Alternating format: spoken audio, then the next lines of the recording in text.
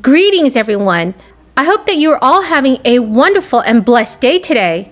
Support for a fourth stimulus check has been increasing greatly over the past few days. There is definitely more stimulus money to come, everyone. So in today's video, I will be discussing the upcoming stimulus payments for the American people. But first, the two winners of this week's $75 Amazon gift card was Caroline Hard and Rebecca Herrera. Congratulations! This coming Friday evening, I will be giving away another $75 Amazon gift card. To enter the giveaway, all you need to do is subscribe to my channel, like and share the video, and also leave a comment below. Thank you, everyone. There are now more than 2 million Americans that have signed a petition urging lawmakers in Congress to pass $2,000 monthly stimulus checks for every single American. The chorus of voices calling for extra direct payments grew significantly in the past week. This petition was started by Stephanie Bonin, a Colorado restaurant owner, and was first posted on change.org last year. In Bonin's petition statement, she says that she is one of millions of Americans who fear for their financial future because of this crisis. She wrote, "With businesses and schools closing across the country to control the spread, many people have already lost their jobs. Others are being forced to stay home. This is catastrophic for working families like mine.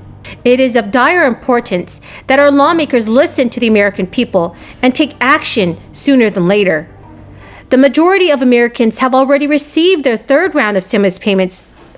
Now it's time for Democrats and Republicans to pass another round of stimulus checks." The Urban Institute estimates that 28 million Americans are currently living in poverty, putting the overall poverty rate at nearly 9%. The third round of stimulus payments played a huge role in that number, being as low as it is.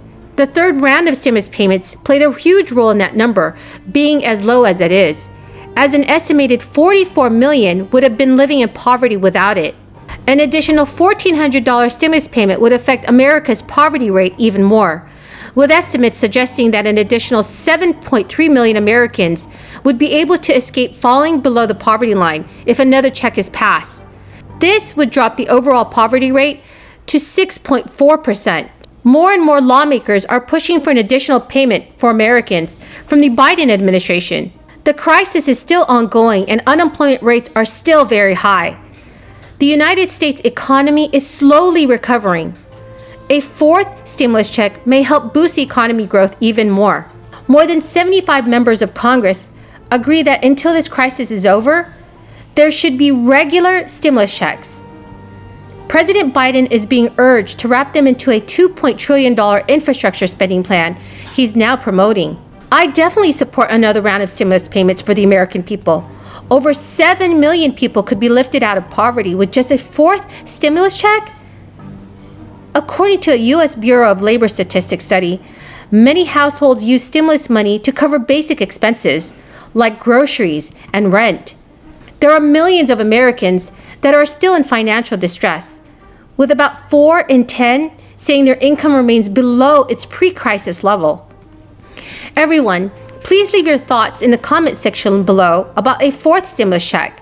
So what we know is that it's definitely possible that the Biden administration will add another stimulus check into his new infrastructure plan and then pass the bill through the budget reconciliation process. There has been a lot of buzz on Capitol Hill lately around the term budget reconciliation.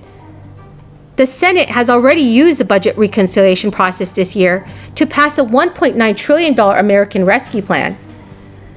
Currently, Senate Majority Leader Chuck Schumer and his caucus have new ways to pass Biden's infrastructure package. Conservatives seem reluctant to support the package, as the Senate Republican Conference labeled the proposed $2.7 trillion bill a wish list of non-infrastructure spending. Most bills must receive a 60 yay votes in order to be passed in the Senate. But in special cases, such as the reconciliation process, only 51 votes are required. With Vice President Kamala Harris's swing vote, this allows a majority to put a piece of legislation on the president's desk without an ounce of minority consent. Most likely, Congress will use the budget reconciliation process once again to pass a new infrastructure plan.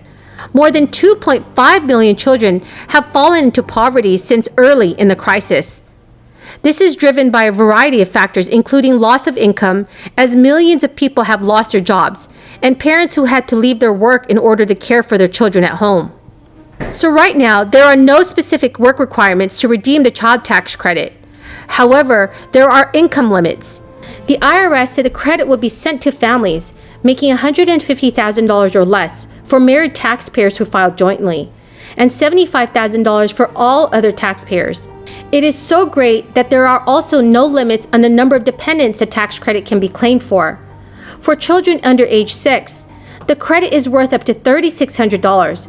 And for those between 6 and 17 years old, the value of the credit is $3,000. Definitely make sure to redeem the child tax credit payments if you are eligible. A Republican-led global initiative to agree to put a price on pollution and come up with a global trading mechanism, in that case for chlorofluorocarbons, to close the ozone hole. They then used that same model to create a domestic program in the 1990 Clean Air Act amendments to create an acid rain trading program. These are Republican ideas, right? So don't think about this as a partisan battle. The Montreal Protocol passed the Senate 83-6. The Clean Air Act amendments, I believe, may have been unanimous, but it was in the 80s as well. Never was filibustered. And the unfortunately, what happened since is that this became a totally weaponized tool to block progress on climate. And, so fast forward 10 years later, Waxman-Markey was going to try to be passed. And Harry Reid said, it's easy to count to 60 and we don't have the votes.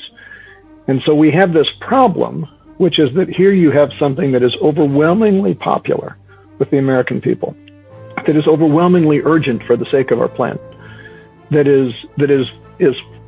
people are favorably disposed to across all political persuasions of the country, and take that as a source of great optimism because we got public will. We got the votes in the House. We got the votes in the Senate. The problem is that the Senate, because of the filibuster, is a minoritarian institution. It is not a majoritarian institution.